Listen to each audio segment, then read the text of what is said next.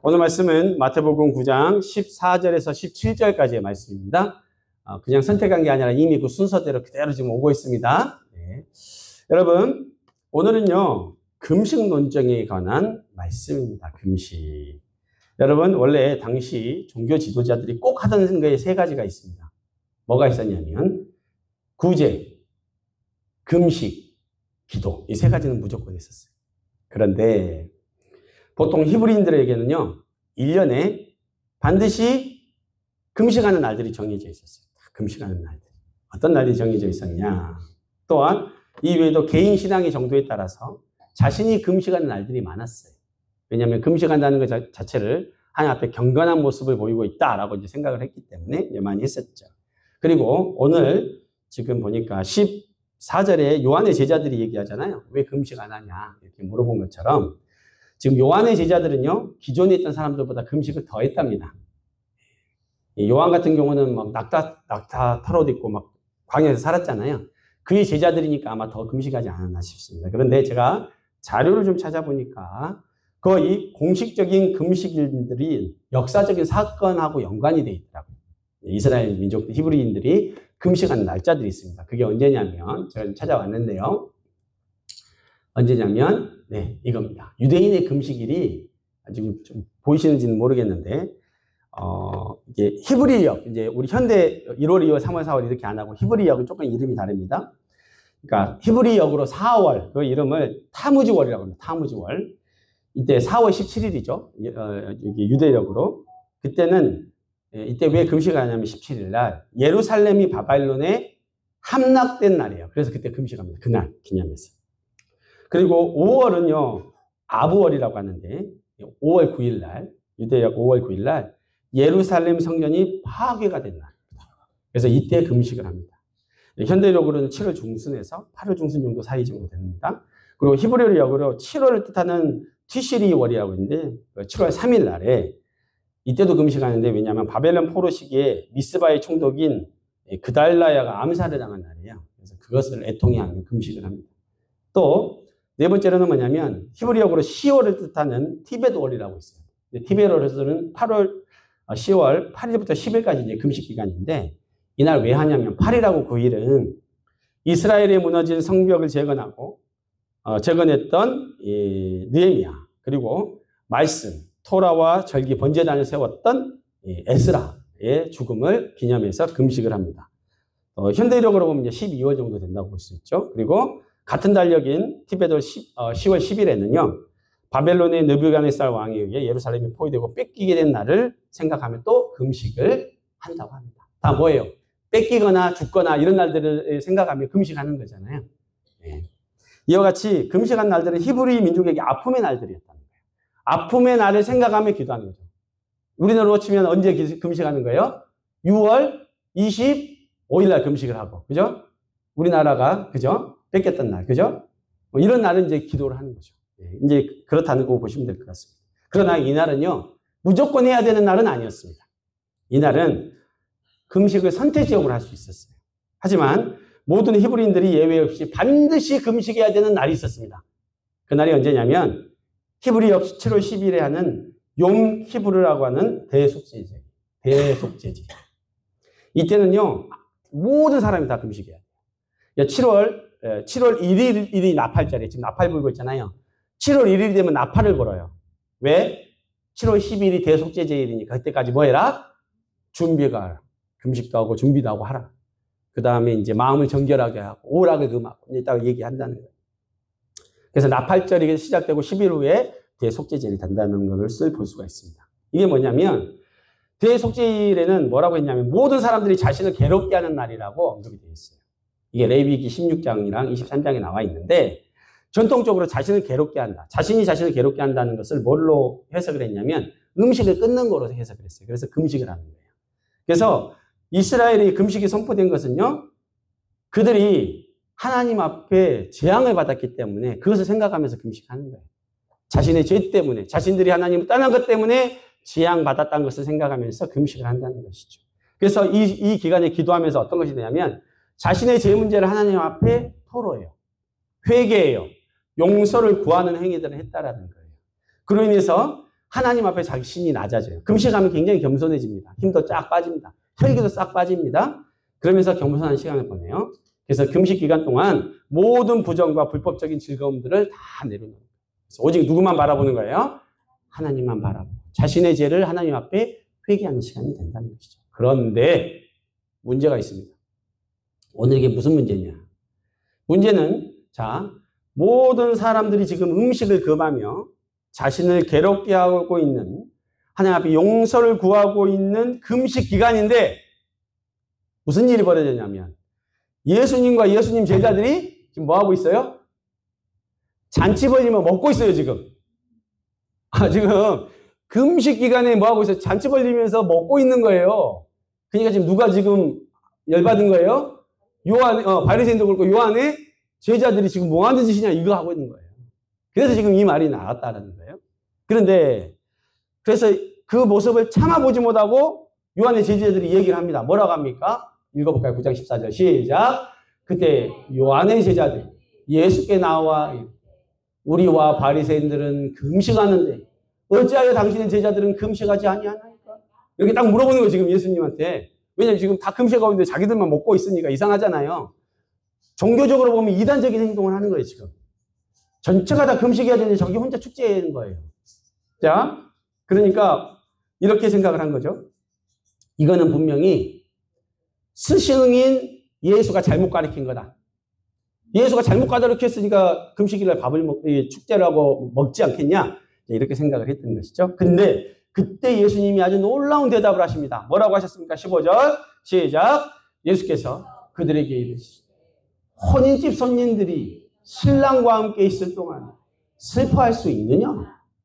그러나 신랑을 빼앗길 날이 이르리니 그때는 뭐한다? 금식할 것이다. 신랑을 뺏길 때 금식하는 거예요. 갑자기 이상한 얘기를 하신 거예요. 자, 이 말씀 보면 그냥 얼핏 보면 당연한 말 같이 보이잖아요. 뭐 신랑 이렇게 표현되는데 지금요 말이 안 어울려요. 왜 안 어울리냐? 지금 전체가 금식 선포해서 금식하고 있죠. 근데 지금 예수님 뭐 얘기하고 있어요? 축제 얘기하고 있죠. 혼인식은 축제잖아요. 서로 말이 맞아요, 안 맞아요? 안 맞아요, 지금. 안 맞아요. 지금 금식하는 슬픔의 날, 결혼식하는 축제의 날, 서로 안 맞잖아요. 그러니까 이상한 말씀을 하신 거예요. 그러나 왜 예수님이 이 말씀을 하셨을까를 생각해요. 왜 그러냐면 자신이 누구냐, 예수 그리스도의 정체성에 대해서 너무나 분명하게 말씀해 주시는 거예요. 어떤 정체성이냐면 여러분, 모든 사람의 대속을 위해 세상에 오신 분, 너희의 모든 죄를 속하기 위해 오신 그분이 지금 어디 있다는 거예요? 하늘에 있지 않고 어디 있어요, 지금? 지금 너희와 같이 있어. 원래는 멀리 있으니까 용서해 주세요 구해야 되는데 지금 그분이 어디 있다는 거예요, 지금? 지금 내가 너희와 함께 있자는 거야. 그잖아요. 네. 우리가 왜 전화를 해요? 멀리 있으니까 전화하죠. 가까이 있으면 전화해요, 안 해요? 말로 하죠. 그잖아요. 한 번 오라 그러지만 왔으면 맛있게 먹고 교제하는 거잖아요. 그지? 예수님이 이미 와 있는 거예요, 거기에. 그러니까 금식하는 게 아니라 그 우리의 모든 죄와 허물을 용서해 줄 수 있는 성자 하나님이 우리 가운데 오셨기 때문에 이거 축제의 시간이에요, 지금 이게. 그리고 그분이 우리의 모든 죄를 위해서 죽고 용서해 주신대. 이게 슬퍼할 일입니까? 기뻐할 일입니까? 기뻐할 일. 이건 기뻐할 일이. 그런데 그걸 이해해요, 못해요, 지금? 요한의 제자들은 이해를 못하기 때문에 이런 얘기를 했다라는 거예요. 예수님이 지금 무슨 얘기를 하시냐면 새로운 개념들을 얘기하는 거예요. 그러니까 이해를 못해요. 기존의 패러다임과 생각으로는 이해를 못하는 말을 해요. 심지어는 예수님이 무슨 말까지 하셨냐면, 보세요. 요한복음 2장 19절 읽어볼까요? 예수께서 대답하여 이르시되 너희가 이 성전을 헐라 내가 사흘 동안에 일으키리. 뭐냐면 유대인들이 다 성전은 자기 목숨같이 여기고 있었는데 예수님이 청년 예수가 딱 나타나요. 어린 새파랗게 젊은 예수가 나타나서 뭐라 그러냐면 성전을 헐어라. 뭐라 그래요? 내가 사흘 동안에 일으키겠다는 말을 하는 거예요. 이게 무슨 말이에요, 이게? 진짜로 부셔가지고 건축하겠다는 얘기예요? 아니잖아요. 뭐를 얘기해요? 우리 다 알죠? 예수님 십자가에서 죽으시고 3일 만에 부활하셔가지고 영원한 성전을 세운다는 그거에 대한 의미라는 거예요. 그러니까 이해를 못해. 그러니까 구약의 개념 가지고 신약의 개념을 이해를 한다, 못한다? 못하고 있는 거예요. 그러니까 이런 말들이 뭐 뜬구름 잡는 얘기고 말도 안 되는 얘기같이 보이는 거예요. 여러분, 이제는요, 성전이 중요한 시대가 아니다. 너희들 한 사람 한 사람이 교회다. 이곳에서 예배하냐, 저곳에서 예배하냐가 중요한 것이 아니고 지금 네가 있는 자리에서 제사장이 없어도 어떻게 한다? 예배를 드릴 수 있다. 재미는 누구냐? 나, 예수 그리스도다. 선언하는 거예요, 이제. 새로운 시대가 열렸다는 거예요. 약 2020년 전에 예수님이 유대 지역에 오셔서 사역하시고 나서 어떤 일이 벌어지냐면 BC와 AD가 나눠져 버렸어요. 신약에서 뭘로 바뀌어버렸어요? 구약에서 신약으로 바뀌어버렸어요. 엄청난 영적 지각변동이 일어난 시기예요. 근데 사람들은 아직도 구약의 사고에 갇혀있으면 신약을 이해한다 못한다? 절대 못한다. 이해할 수도 없고 알 수도 없고 받아들일 수도 없어요. 그런데 지금 금식에 대해서 새롭게 이해를 해야 되는 시대가 열렸다는 거예요, 지금. 네? 금식 안 해도 돼, 이제 너희는. 그 얘기를 딱 하시는 거예요. 그래서 이제는 뭐냐면 생각의 세부대, 신앙생활의 세부대, 헌신과 봉사에도 새로운 세부대의 시대가 열려야 된다는 거예요. 패러다임이 바뀌어야 된다는 거예요. 옛날처럼 막 금식하고 막 그거 있잖아요. 구제하고 금식하고 막 그거 뭐 보이고 이렇지 않아도 되는 시대가 열렸다는 거예요. 기존의 대속죄일에 히브리인은 금식하고 슬퍼하며 자신의 죄를 속죄해야 했지만 이제 예수님의 십자가 부활을 믿는 자에게 모든 인생의 멍해가 다 풀려버려요. 금식 안 해도 풀려. 가능하다는 거예요. 그리고 여러분, 새 진리인 포도주가 준비되어 있대요. 그러면 뭐에 담아야 된대요? 새 포도주는 어디에 담아야 된다는 거예요, 지금? 세부대에 담아요. 새로운 개념, 새로운 변화를 받아들여야 된다. 성도 여러분, 패러다임의 전환, 가치의 전환, 이거 쉽지 않습니다. 여러분들이 50년, 60년, 70년, 80년 갖고 왔던 사고의 체계가 한 번에 바뀌는 게 쉬울까요? 어려울까요? 어려워요. 하루아침에 안 바뀝니다. 하루아침에 안 바뀝니다. 마치 땅이 지진이 나고 내가 가지고 있던 사고 체계가 무너지는, 산이 무너지는 그런 현상하고 똑같은 거예요. 사람은 쉽게 교환하지 않아요. 특히 평생 과거에 자기가 해오던 것, 선조들이 지켜오던 전통을 내려놓고 새로운 개념을 받아들인다? 정말 힘든 일이에요, 사실. 그러나 받아들인 사람이 은혜를 입는 것이죠.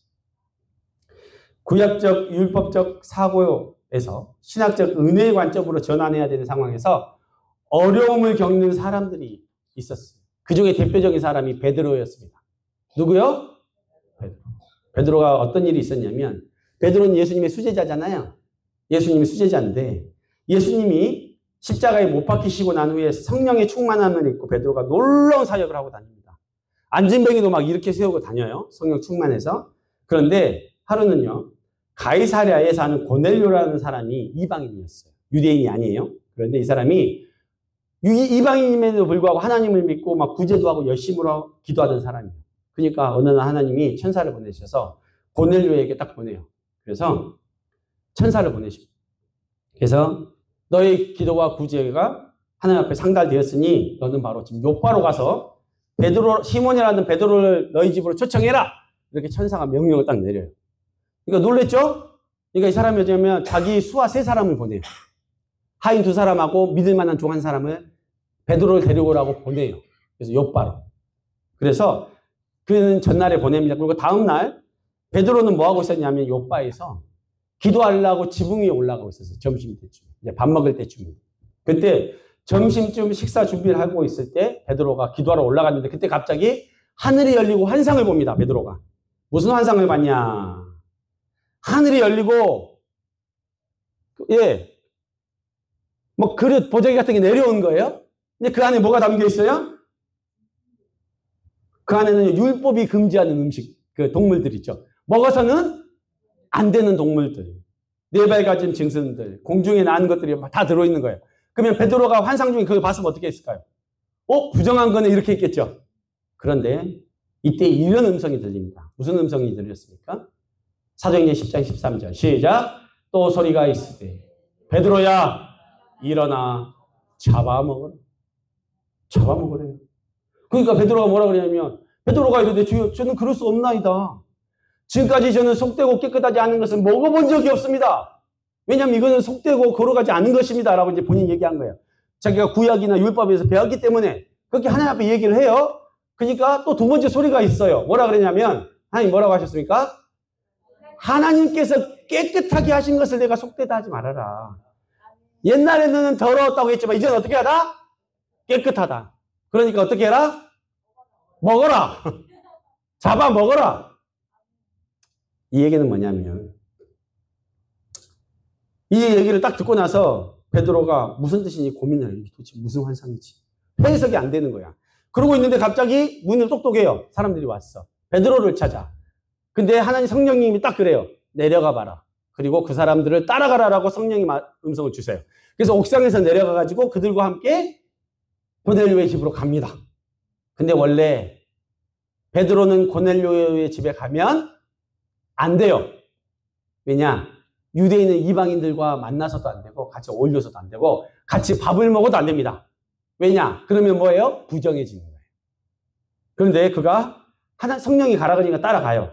근데 사람들이 모여 있어요. 그러니까 거기에서 모여 있으니까 하나님이 이제 복음을 전하라고 한갑다 그래가지고 예수님의 복음을 딱 전했는데 어떤 일이 벌어졌냐면 고넬료 집에서 말씀을 딱 전했는데 성령이 딱 임해버렸어. 그 자리에서. 처음으로 이방인들에게 임한 거예요. 그전에 유대인에게만 임했는데. 그래서 베드로가 깜짝 놀랍니다. 아, 그때 뭐가 된 거예요?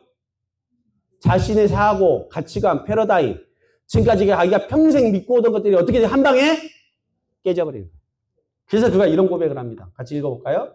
시작. 베드로가 입을 열어 말을 내가 참으로 하나님의 사람의 외모를 보지 아니하시고 각 나라 중에서 하나님을 경외하며 의를 행하는 사람은 다 받으시는 줄 깨달았도다. 자기 스스로 한계 짓고 있던 것들이 어떻게 돼요? 다 깨져버려요. 사고의 전환이 일어나는 거예요. 여러분, 예전에 내가 알던 것, 내가 배운 것, 내가 경험한 것이 진리가 아니에요. 그냥 경험일 뿐이에요, 그거는. 진리는 뭐예요? 오직 하나님의 말씀이에요. 이 시대에 맞춰 필요한 변화들도 있어요. 그죠? 이 시대에 맞춰서 또 변화되는 것들이 있어요. 왜냐하면 구약이 뭘로 바뀌었어요? 신약으로 바뀌었죠. 신약으로 바뀌었고 예수님이 다시 오신다고 했잖아요. 그죠? 이제는 성령의 시대라 그랬잖아요. 지금의 사도행전 29장이 쓰이고 있는 시대예요, 여러분. 지금은 이제 달라지고 있어요. 또 새로운 변화들이 일어나는 거예요.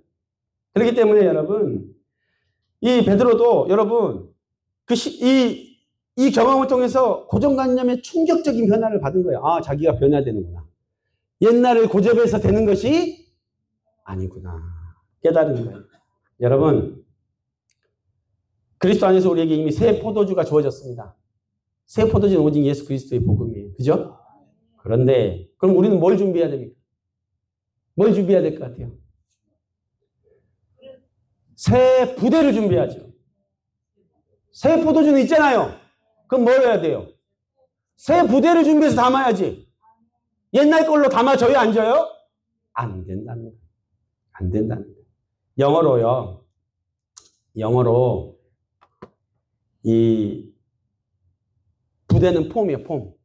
그런데 이게 1517년에 마틴 루터에 있어서 종교개혁이 일어났는데 그때 종교개혁 할 때 뭔 얘기를 했냐면 영어로 리포메이션이라고 했어요. 폼을 바꾼다.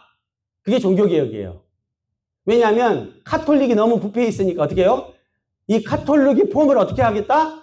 바꾸겠다. 그래서 개시교가 나온 거예요. 지금의 우리가 나온 거예요. 1500년대. 벌써 500년 전에. 그래서 그때 새롭게 새 부대에 담자. 그래가지고 리포메이션 종교개혁이 그때 일어났습니다. 그런데요, 문제는 뭐냐? 500년이 또 흘러버렸네? 500년이 흘러버렸어요. 지금 교회가 여전히, 이제는, 그때는 새 부대였는데 어떻게 해야 돼요? 지금은 또 헌부대가 돼버렸어. 그러니까 어떤 현상이 벌어지냐? 교회는 항상 새 부대를 준비해야 되는데 아직도 옛날 부대 있으니까 교회가 욕먹기 시작해. 우리나라도 초창기 복음 들어왔을 때 어땠습니까? 교회가 사회를 이끌어갔어요. 믿는 사람들이라 그러면 다 인정했었어요. 크리스찬이라 그러면. 지금 어때요? 창피해서 말도 못해요. 나 교회 다닌다고 말도 못한 시대가 돼버렸어. 이미 교회 폼도 썩어버렸어요. 굳어져 버린 거예요, 지금. 그럼 어떻게 해야 된다? 부대를 바꿔야 된다. 대한민국 교회들 문제 많아져 버렸어. 장로교 비롯해서 침례교 순복음 많은 교단들이요. 갱신되고 변화가 돼야 돼요. 폼을 새롭게 해야 돼요. 사람들이 교회를 떠난 시대가 돼버렸어요. 이미 초등학교, 중학교는 미전도 종족이 돼버렸어. 하나님을 믿는 것 자체가 이상한 시대가 돼버렸다니까요. 걔들이. 여러분, 진정한 개혁이 뭘까요? 진정한 개혁은 이거예요. 오직 예수만 남는 거예요. 오직 예수만 주인이 되는 거예요. 내가 죽는 거예요. 그래야 예수가 남아요. 생배 조각을 낡은 옷에 붙여서 좀 고쳐보려고 그러면 어떻게 한다 그랬어요? 다 망가진다 그랬죠? 그러니까 조금 뜯어 고쳐서 된다, 안 된다? 안 된다. 조금 뜯어 붙여갖고 조금 고쳐봐야지 안 된다. 완전히 리모델링을 해야 된다라는 의미예요, 이건. 그러니까 생배조가 조금 붙여갖고 되는 것이 아니다. 그렇게 되면 부대 전체가 모두가 바뀌어야 된다라는 얘기를 지금 예수님이 하고 계신다는 거예요. 그래서 여러분 지금은요, 새 부대가 필요한 시점입니다. 무슨 부대요? 새 부대. 시대도 변하고 여러분 대한민국의 수많은 교회들이 부흥과 갱신을 위해서 새 부대를 준비해야 돼요. 이 일에 우리 가마골 주능교회도 동참하기를 바랍니다. 부흥이 먼저일까요? 갱신이 먼저일까요? 갱신이 돼야 부흥이 있죠. 부흥이 되면 갱신이 되는 게 아니에요. 뭐부터 먼저예요? 갱신이 먼저 돼야지. 부활을 꿈꿉니까? 먼저 죽으셔요. 그래야 부활하지. 너무 당연한 말 아닙니까? 부활하고 싶으면 먼저 죽어야지. 부흥하고 싶으면 갱신해야지. 너무 간단한 원리입니다, 여러분. 근데 사람들은 생각만 하는 거야. 그냥 부흥이 있으면 좋겠다. 아니에요. 죽어야 돼. 갱신돼야 돼. 그래야 변화가 있는 것입니다. 여전히 옛 것을 붙잡고 있고 옛날 생각하고 있고 옛말하고 있으면 절대 부흥 못합니다, 여러분. 우리 교회도 이제 그 중요한 기로의 시점에 왔어요. 전 그걸 선포합니다, 여러분. 시대도 변하고 환경도 변했는데 여전히 구약적 사고, 기존의 고정관념과 과거에 해오던 습관적인 모습에서 탈피하지 않으면 더 이상 진전은 없어요.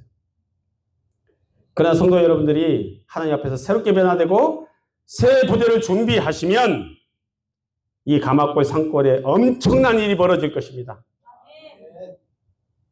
대한민국 시골교회 역사에 엄청난 획을 긋는 역사가 일어납니다.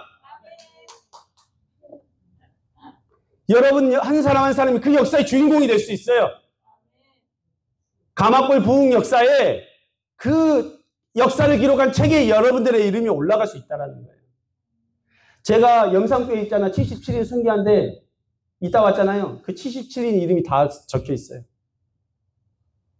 다 기록되는 거예요. 역사에. 하나님 역사에. 웰컴 투 동막골 아십니까? 제일 유명해요. 대한민국에서 동막골이. 두 번째로 유명한 곳이 가마골. 가마골 조능교회. 될 수 있습니다.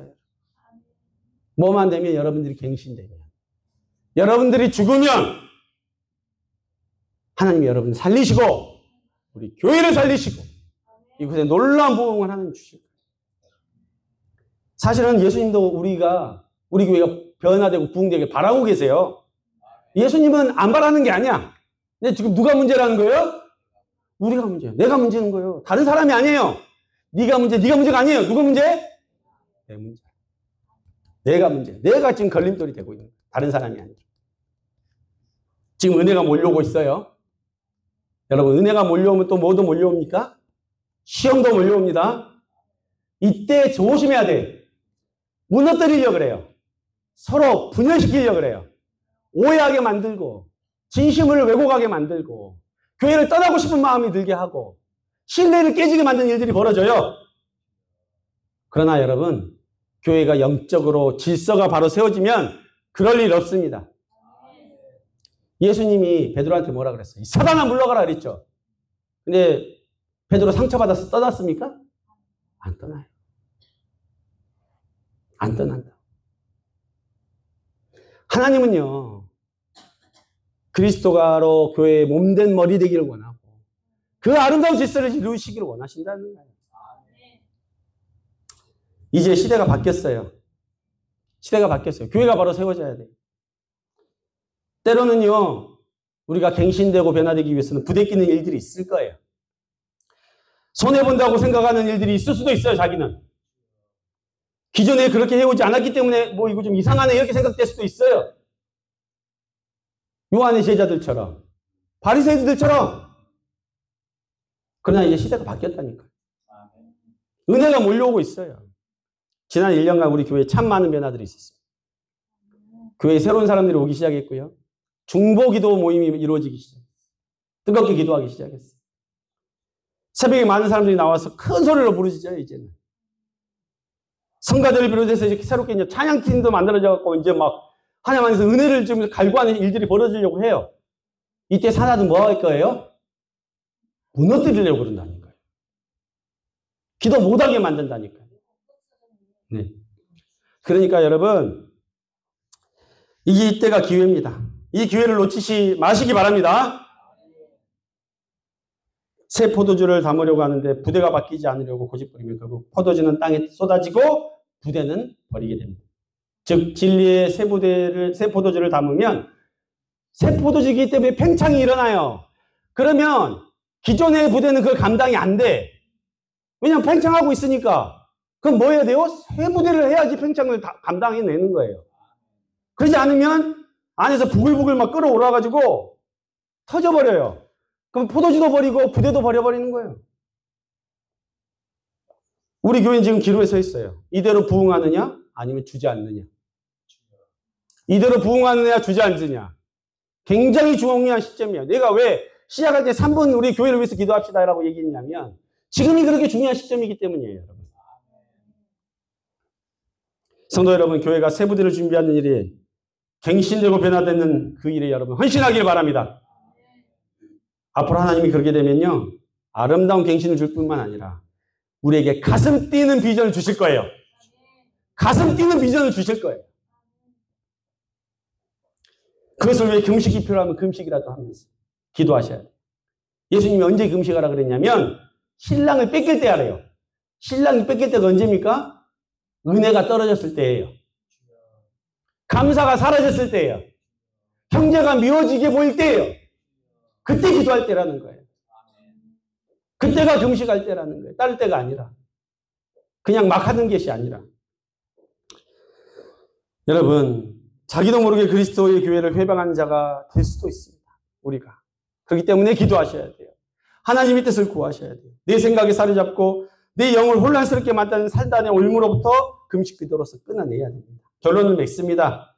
어쩌면 우리 교회가 새 부대를 준비한 동안은 내가 기존에 차지하고 있던 자리를 내놓아야 될 상황이 생길 수도 있어요.